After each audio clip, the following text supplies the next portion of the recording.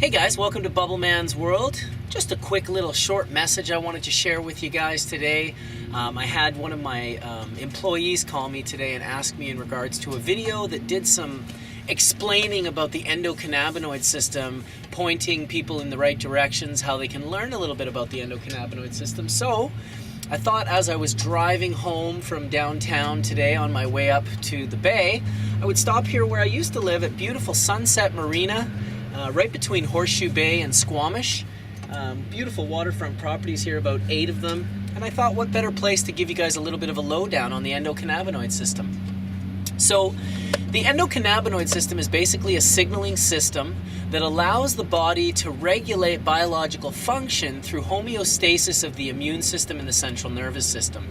Now it does this through signals that are basically run on the fuel that is cannabinoids. Now, cannabinoids can be produced endogenously in the body through the consumption of essential amino acids. This is why they are considered to be the building blocks of life, because they build cannabinoids, endogenous ones inside your body. Plant cannabinoids, also known as phytocannabinoids, can also be obtained by the consumption, either orally, vaporization, smoking of cannabis. And they have a similar, they also regulate biological functions. And how you can know this without really doing too much deep research is that smoking cannabis increases appetite. They call it the munchies. It reddens and puffs up the eyes. This is actually the release of ocular pressure, extremely important to someone who is suffering from glaucoma and potentially going to lose their sight. The release of the ocular pressure in an instant of inhaling cannabinoids can save one's eyesight. So that's a pretty serious thing, as is the increase of appetite in someone that's dying of wasting syndrome. Producing an appetite in someone that has no appetite whatsoever is miraculous. It's why it seems like a miracle when you give a small child one single drop of this oil and it can eliminate hundreds of seizures daily down to 1 seizure a month. It's not a miracle. What it is it is a very important part of our bodies. It is a very important part of how we regulate and how we stay healthy. And it has been deemed illegal for the last 40 to 50 to 60 to 70 plus years. And so now we're learning. Now we're learning that, not just the smoking aspect of it, but the really important aspect of it has become the oral. If you're suffering, really, if you want to prevent disease, you should be consuming phytocannabinoids orally. I myself prefer to do that through a coconut oil extract, but there is a huge variety of ways that you can learn to extract the resins. You can learn about decarboxylation, which is it sounds more complex than it is. It's simply heating up the resin to the point where the acids of the THC, CBD, CBN, all of the cannabinoids that are in acid form, they decarboxylate through the heat, and a carboxylic acid ring is removed, and what that does is it activates the cannabinoids. It activates THC, it activates CBD, CBN, so they become activated once heated. You never had to think about this before because you were smoking it, and of course when you heat it, decarboxylation occurs instantaneously.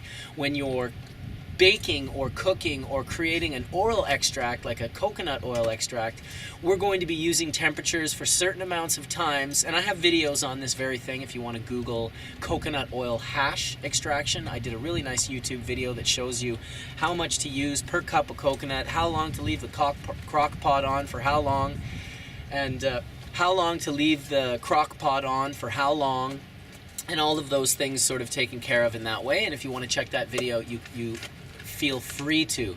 I would also urge you to check out my Facebook group, the Endocannabinoid System. There is some incredible compilation of people in there putting stories and clips and videos and all sorts of really inspirational information on the endocannabinoid system, on the success story of people shrinking their cancers, eliminating cancers, or at least shutting cancers off to the point where they're no longer detrimental and life-threatening. So that's a huge thing. So I tell people on the regular, feed your endocannabinoid system. That's not to say that if you're dabbing up a storm, that's going to take care of business. It will to a certain degree. If you have glaucoma and you're smoking or vaporizing, you're definitely going to see an immediate relief, an immediate, medicinal benefit.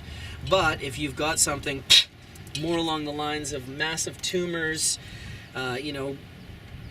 tremors, other things that might require a deeper, saturation of the endocannabinoid system. And it's one of the reasons I've been so impressed with United Cannabis and with Blue River is their Act Now program, the Activated Cannabinoid Therapy program, which really sheds light. And what it does is it creates a landscape for a person to see a phytocannabinoid medicinal and preventative aspect landscape that allows one to see the importance of the subtleties of actually stacking cannabinoids and not just, taking one plant, extracting it and using that as your medicine, but extracting many strains, many plants, and then stacking those into these really beautiful prana products that UCAN is producing, and we're hopefully going to be producing in Jamaica with our Jamaican project here in the next couple of months. We're just waiting to get our clinical trials going, our animal studies, so that we can make sure we know how safe it is. But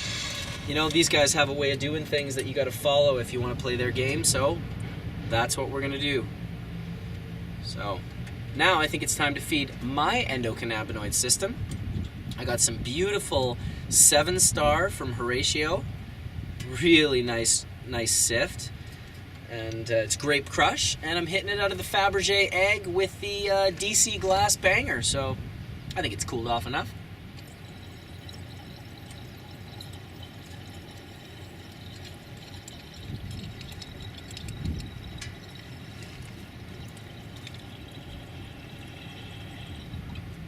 Rock Carb.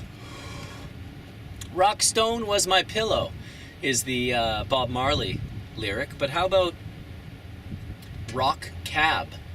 Rockstone was my carb cap. There we go. Beautiful taste on that 7-star that Horatio's whipped off there. The added terpenes really push the flavor over the top. Makes me just want to hit one after another, which, I might as well do, really. Might as well do. So yeah, if you guys have any questions on the endocannabinoid system, this is a real short little video, just giving you some background on it. You can Google, there's a variety of people, Dr. David Allen, who comes onto Hash Church. You can look for him on Facebook. He's an endocannabinoid specialist. Robert Malamade, I think is his name. He's also quite a doctor who's also very involved and knowledgeable in the endocannabinoid system. You've got Dr. William Courtney, who is of course the specialist in juicing cannabis and juicing the acid versions of the resins and really explaining on how medicinal, preventative that those cannabinoids can be as well. So very exciting to have all of these different people. And of course, if you want to check out a really great place to get updated on the regular, check us out at Hash Church right here on Bubbleman's World. We usually put up the link 2 or 3 days before Hash Church starts, so you can see the live countdown. And we go for 3, 4, 5 hours. We talk about a lot of growing and lights and hash making, but we also talk about the endocannabinoid system, and we have some pretty valid people with PhDs and doctorate degrees and really knowledgeable people in the industry.